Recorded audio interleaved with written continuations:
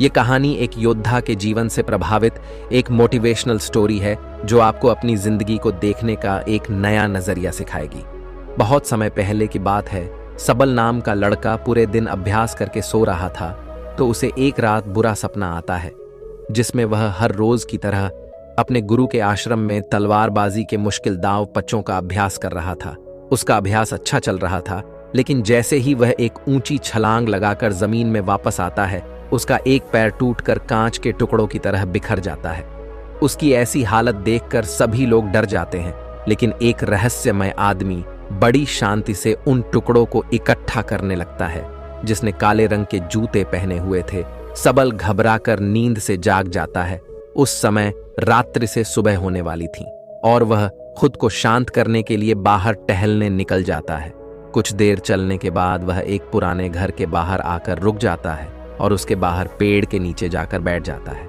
तभी एक बूढ़ा आदमी उस घर से बाहर निकलता है जिसने बिल्कुल वैसे ही जूते पहन रखे थे जैसे सबल ने अपने सपने में देखे थे। सबल उस बूढ़े आदमी से कहता है कि तुम्हारे पैरों में अलग अलग जूते हैं, तो जवाब में वह आदमी कहता है कि इसमें से एक जूता नया है और दूसरा पुराना। फिर सबल वहां से उठकर जाने लगता है और वह आदमी वहीं पर बैठ जाता है। लेकिन जब अगले ही पल सबल पीछे मुड़कर उस आदमी को देखता है तो वह आदमी उस घर की छत पर पहुंच चुका था, जो कि आश्चर्यचकित कर देने वाली बात थी, क्योंकि एक बूढ़े आदमी के लिए बिना किसी सहारे के इतनी जल्दी छत पर पहुंच जाना असंभव बात थी। सबल उस बूढ़े आदमी से पूछता है कि उसने ऐसा कैसे किया, लेकिन वह आदमी रहस्यमय ढंग से चुपचाप उसकी ओर देखता रहता है। तो सबल वहां से चला जाता है।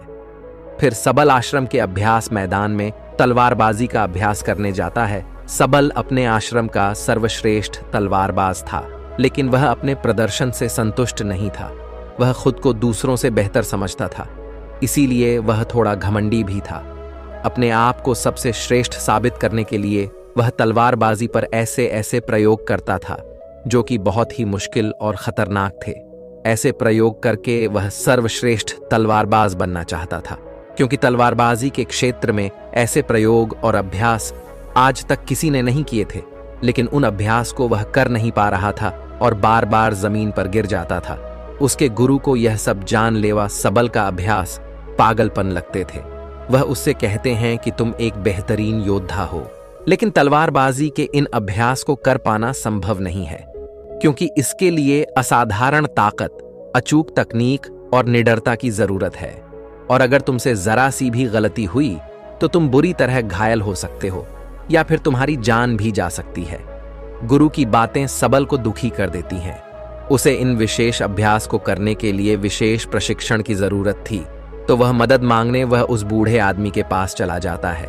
सबल उससे पूछता है कि आप पलक झपकते ही उस ऊंची दीवार पर उस दिन कैसे चढ़ गए थे, क्योंकि मैं खुद एक योद्धा हूं और मैं अच्छी तरह यह जानता हूं कि कोई भी योद्धा ऐसा नहीं कर सकता। वह आदमी सबल से कहता है, उसे समझने के लिए अभी तुम बहुत कमजोर हो और तुम्हें बहुत कुछ सीखने की जरूरत है। लेकिन सबल को अपने अभ्यास और ज्ञान पर बहुत घमंड था, इसीलिए वह कहता है कि मुझे हर चीज की जानकारी है और तुम मुझसे कोई भी सवाल पूछ सकते हो। तो वह बूढ़ा आदमी उससे पूछता है कि क्या तुम खुश हो? सबल को यह प्रश्न बेमतलब लगता है, लेकिन फिर भी वह कहता है कि मेरे पिता के पास बहुत सारा धन है, मैं पढ़ाई में भी अच्छा हूं, मेरे अच्छे मित्र हैं, मैं देखने में भी सुंदर हूं और लड़कियां मुझे पाने के लिए मरती हैं। जवाब में वह बूढ़ा आदमी कहता है कि अगर तुम्हारे पास सब कुछ है तो फिर तुम रात में सो क्यों नहीं पाते? तुम कल भी रात्रि के अंतिम प्रहर में मेरे पास आए थे और आज भी तुम रात्रि के अंतिम प्रहर में ही आए हो। उस बूढ़े व्यक्ति की रहस्यमय बातें सुनकर सबल उसकी तुलना दुनिया के महान दार्शनिकों से करने लगता है और उसे दार्शनिक बाबा के नाम से ही बुलाने लगता है। उसके बाद वह आदमी पूछता है कि अगर तुम देश के सर्वश्रेष्ठ तलवारबाज की प्रतियोगिता का हिस्सा ना होते तो तुम क्या कर रहे होते? यह प्रश्न सबल को अंदर से हिला कर रख देता है, क्योंकि उसने सर्वश्रेष्ठ तलवारबाज बनने के अलावा और कुछ भी नहीं सोचा था। पर उस बूढ़े आदमी ने यह सवाल पूछा। क्यों सबल को लगता है कि वह आदमी सनकी है, इसीलिए वह घबराकर वहां से चला जाता है और उसे भूलने का प्रयास करने लगता है।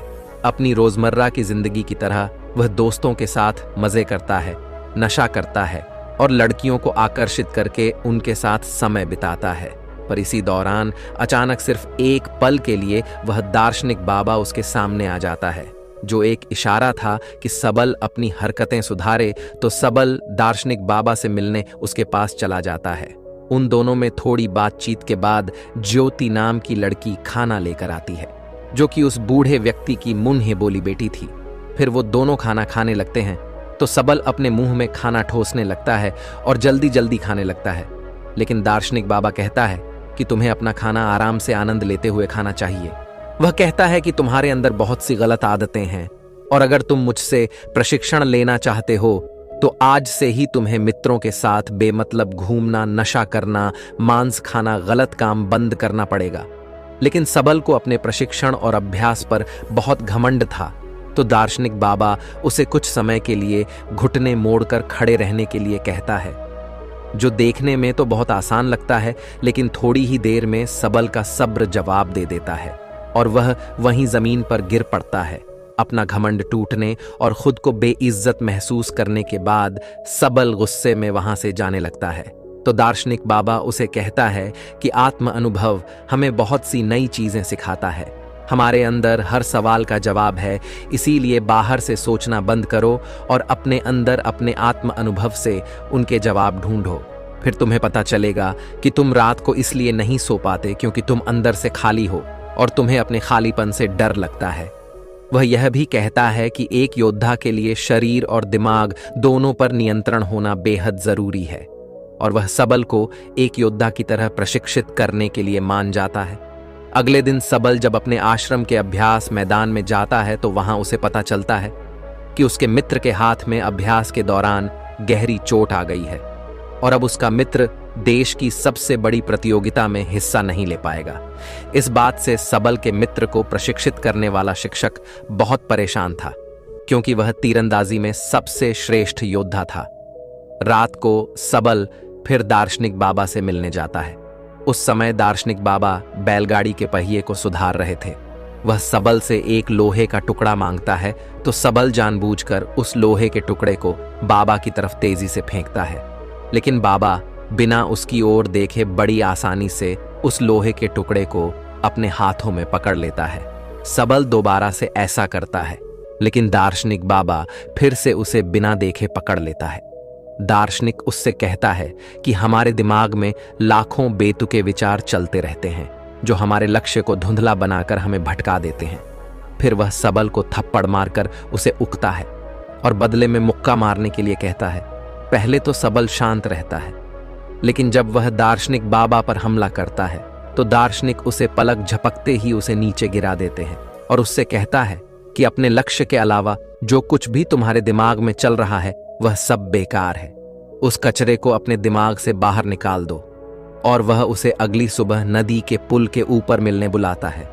अगले दिन जब सबल नदी के पुल पर पहुंचता है तो दार्शनिक उसे धक्का देकर पुल से नीचे गिरा देता है। सबल गुस्से में दार्शनिक पर चिल्लाने लगता है।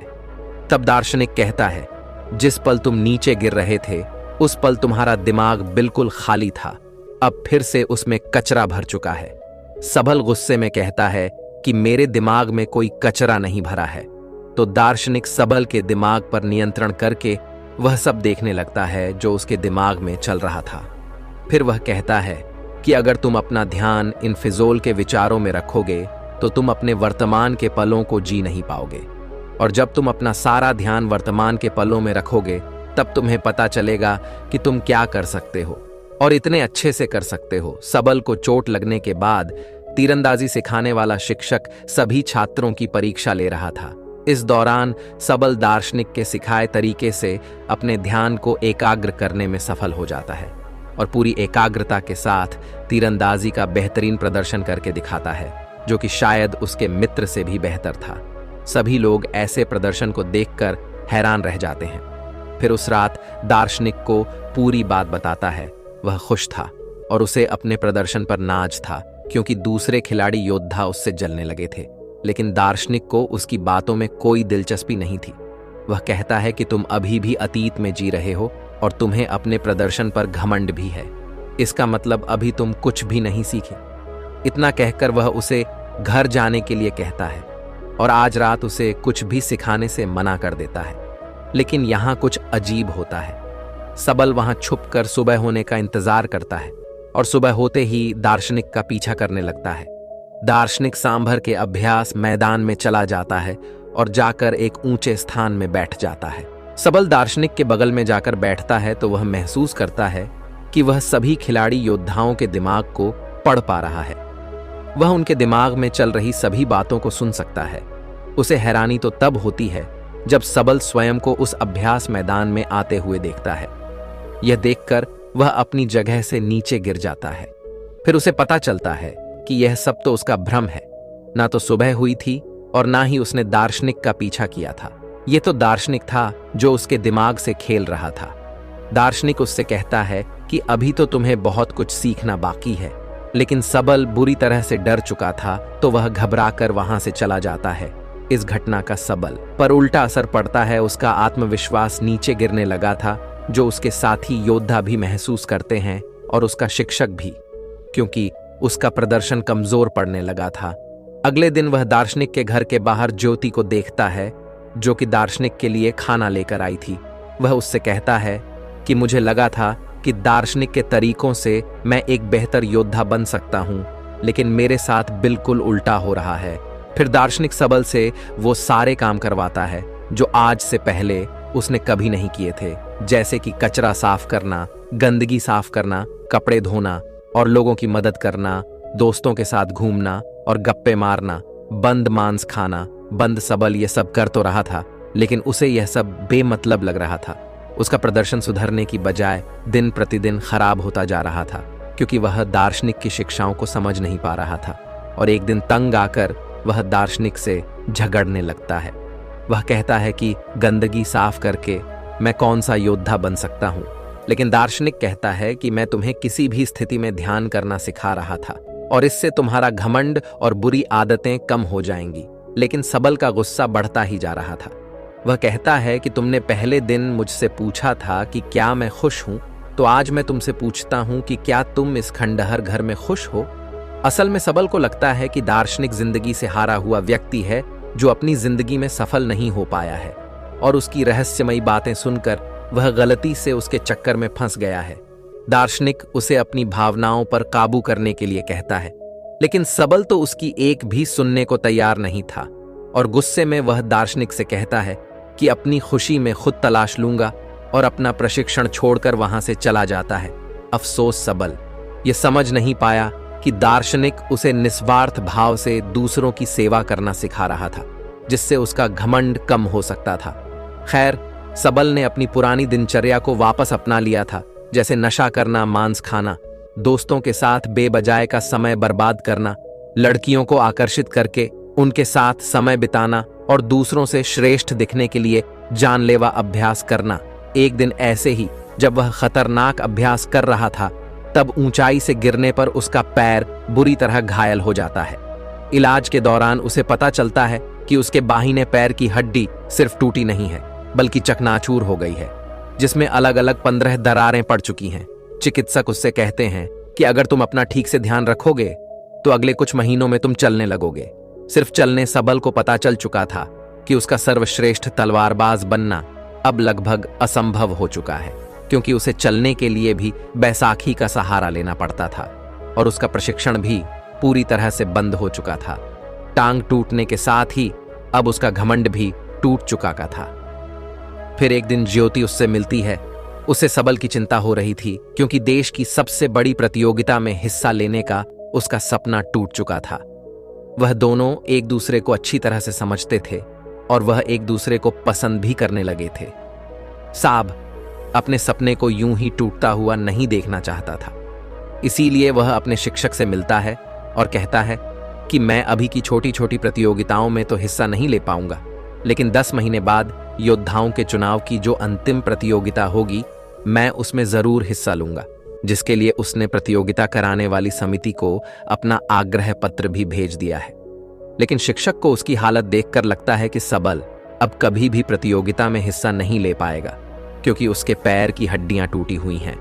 और अब उसका प्रशिक्षण भी बंद हो चुका है। अपने सपने को टूटता हुआ देखकर सबल गुस्से से भर जाता है और घर जाकर तोड़फोड़ करने लगता है। यह दौर उसकी जिंदगी का सबसे मुश्किल दौर था। उसका सब कुछ बर्बाद हो चुका था। अब उसके जिंदा रहने का कोई मतलब नहीं था। इसीलिए अपनी जिंदगी खत्म करने के लिए वह एक ऊंची पहाड़ी पर चढ़ जाता है। इससे पहले कि वह नीचे कूद पाता, वहां कुछ अजीब होने लगता है। उसे एक इंसान नजर आता है जो कोई और नहीं बल्कि उसी की बुरी परछाई थी। वह परछाई उसके घमंड, उसके गुस्से, उसके डर, उसके संदेह और उसके अंदर चल रही उथल पुथल को दर्शाती है। वह कोई और नहीं बल्कि उसी के अंदर का शैतान था जो सबल को नीचे कूदने के लिए उकसा रहा था। यहां सबल समझ जाता है कि अगर वह अपने अंदर की सभी बुराइयों को खत्म कर देगा तो उसके अंदर शांति आ जाएगी। तभी वह शैतान नीचे गिरकर हमेशा के लिए खत्म हो जाता है। लेकिन यह सब तो बस उसका एक सपना था। वह शैतान तो अभी भी उसके अंदर ही था। उसने सपने के जरिए अपनी जिंदगी की सच्चाई को देखा था, तो मदद मांगने वो उस दार्शनिक के पास चला जाता है। सबल दार्शनिक के पास जाकर रोने लगता है। दार्शनिक उससे कहता है कि हर चीज का एक मकसद होता है। अब तुम्हें अपने सवालों के जवाब अपने अंदर से ही ढूंढने पड़ेंगे, और जब तक तुम्हें अपने अंदर से कोई खास जवाब नहीं मिलता तब तक तुम उस पेड़ के नीचे बैठे रहो। सबल पेड़ के नीचे बैठकर सोचने लगता है। उसके पास समय तो बहुत था, लेकिन वह क्या सोचे उसे यह पता नहीं था। वह बार बार अपने नए जवाब के साथ दार्शनिक से मिलता, लेकिन हर बार दार्शनिक उसके जवाब से संतुष्ट नहीं होता था और उसे वापस भेज देता था। फिर सारी रात सोचने के बाद जब सुबह वह एक नई शादीशुदा जोड़े को देखता है तो उसे अपना जवाब मिल जाता है। फिर सबल दार्शनिक के पास जाता है और कहता है कि हमारी जिंदगी का एक एक पल बहुत खास है, हमें अपनी जिंदगी की कद्र करनी चाहिए। उसका यह जवाब सुनकर दार्शनिक खुश हो जाता है। सबल को अपनी जिंदगी की कीमत पता चल चुकी थी।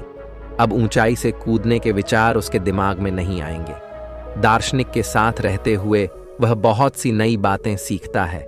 दार्शनिक उसके अंदर फिर से जीने की आशा भरता है और अपनी जिंदगी फिर से शुरू करने के लिए उसे तैयार करता है।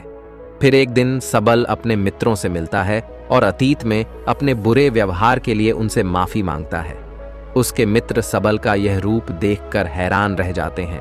दार्शनिक के विचारों ने सबल को पूरी तरह से बदल दिया था, और एक दिन सबल दार्शनिक से कहता है कि वह उसी की तरह लोगों के निस्वार्थ भाव से सेवा करने के लिए तैयार है। लेकिन दार्शनिक उसे उसकी तलवारबाजी का प्रशिक्षण फिर से शुरू करने के लिए कहता है, पर सबल उससे सहमत नहीं होता। वह कहता है कि मेरे पैर की हड्डी टूटी हुई है, मैं यह नहीं कर सकता। दार्शनिक कहता है कि एक योद्धा कभी भी अपनी जीत या श्रेष्ठता की चिंता नहीं करता। उसे जो काम सबसे प्यारा है वह उसे करता रहेगा, चाहे उसमें उसकी जान ही क्यों ना चली जाए। फिर दार्शनिक उसे अभ्यास के लिए एक छोटे से मैदान में ले जाता है, जिसे उसने तब तैयार किया था जब सबल घायल होकर बिस्तर में पड़ा था।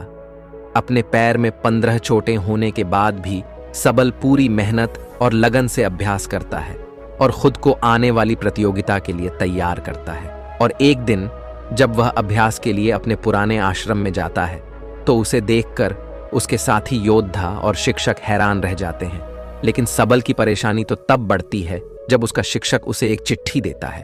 प्रतियोगिता आयोजित कराने वाली समिति ने सबल की प्रतियोगिताओं में हिस्सा लेने के लिए मना कर दिया था। समिति ने सबल के चिकित्सकों से बात की।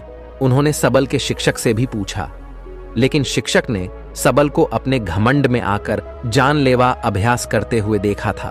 उसे लगता था कि सबल इस प्रतियोगिता के लिए पागलपन की किसी भी हद तक जा सकता है, जो एक दिन खुद को ही मार डालेगा।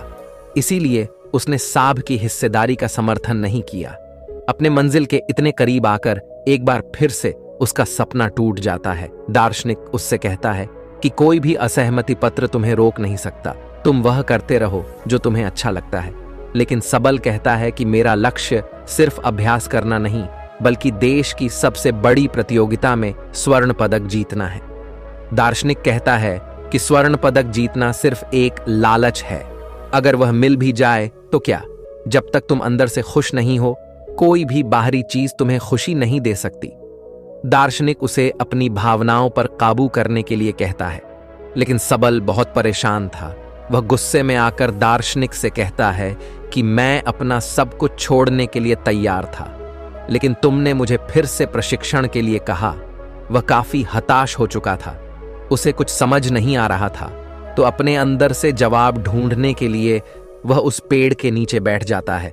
दार्शनिक उसकी तरफ को देखता है तो उसे कल सुबह अपने साथ एक पहाड़ के ऊपर चलने के लिए कहता है, जहां कोई खास चीज है। फिर अगली सुबह सबल बुरी तरह थका देने वाला लंबा सफर तय करता है। दार्शनिक उसके आगे की तरफ था और पीछे पीछे सबल। जब वह पहाड़ी की चोटी पर पहुंचते हैं तो सबल दार्शनिक से पूछता है कि बताओ, आप मुझे क्या दिखाना चाहते थे? ये पहाड़, ये नजारा या फिर कुछ और? तो दार्शनिक उसके पैर के पास पड़े एक पत्थर की ओर इशारा करता है और कहता है कि मैं तुम्हें यह पत्थर दिखाने के लिए यहां लाया हूं। इतना सुनने के बाद सबल निराश हो जाता है। वह कहता है कि आधे दिन का इतना लंबा सफर तय करके हम यहां इस मामूली पत्थर को देखने आए हैं। फिर उसे एहसास होता है कि दार्शनिक जरूर उसे कुछ समझाना चाहता है। थोड़ी देर सोचने के बाद वह समझ जाता है कि जब तक उसे मंजिल के बारे में पता नहीं था, तब तक वह अपने सफर का आनंद ले रहा था और वह खुश था। लेकिन जैसे ही वह मंजिल तक पहुंच गया, उसकी खुशी खत्म हो गई, क्योंकि जो खुशी सफर में है वह मंजिल को पाने में नहीं। सबल यह भी समझ चुका था कि उसका लक्ष्य हासिल करने का सपना भी इस पत्थर की तरह ही है, जिसे हासिल करने या ना करने से कोई फर्क नहीं पड़ता, क्योंकि असली खुशी तो सफर के दौरान है। सबल अब समझ चुका था कि अब उसे क्या करना है। वे दोनों पहाड़ी से वापस आते हैं और सबल अब अपने सफर का आनंद लेते हुए वह बिना किसी हार जीत की चिंता किए अभ्यास के मैदान में अभ्यास करने लगता है। उसका बेहतरीन प्रदर्शन अभ्यास देखकर सभी हैरान हो जाते हैं और उसका शिक्षक उसे अंतिम चुनावी प्रतियोगिता में ले जाने के लिए मान जाता है। सबल अपने साथ दार्शनिक को भी ले जाना चाहता था, लेकिन जब वह उस पुराने घर में पहुंचता है तो उसे पता चलता है कि दार्शनिक वहां से हमेशा के लिए जा चुका है। शायद दार्शनिक अपना काम पूरा कर चुका था। फिर अंतिम चुनावी प्रतियोगिता में सबल अपना सर्वश्रेष्ठ प्रदर्शन करता है। उसका अपने दिमाग पर पूरा नियंत्रण था। उसे प्रतियोगिता जीतने का लालच या डर नहीं था। वह तो बस इस पल का आनंद ले रहा था। इतनी भयंकर दुर्घटना के बाद भी उसका ऐसा श्रेष्ठ प्रदर्शन देखकर सभी लोग बहुत ज्यादा हैरान थे। इसके बाद सबल ने अंतिम प्रतियोगिता में देश के सबसे बड़े योद्धा का खिताब जीता और उसके बाद उसने ज्योति के साथ शादी भी कर ली। बाद में सबल ने अपनी किताबों और बातों के माध्यम से दार्शनिक के विचारों को जन समूह तक पहुंचाने का प्रयास किया। दोस्तों, आपने आज के इस वीडियो से क्या सीखा वह मुझे आप कमेंट में बता सकते हैं। इसी के साथ में उम्मीद है कि आपको आज की वीडियो पसंद आई होगी, तो इस वीडियो को उस इंसान को शेयर करें जिससे यह कहानी सुनने की जरूरत है और उसी के ठीक बाद चैनल को सब्सक्राइब करें।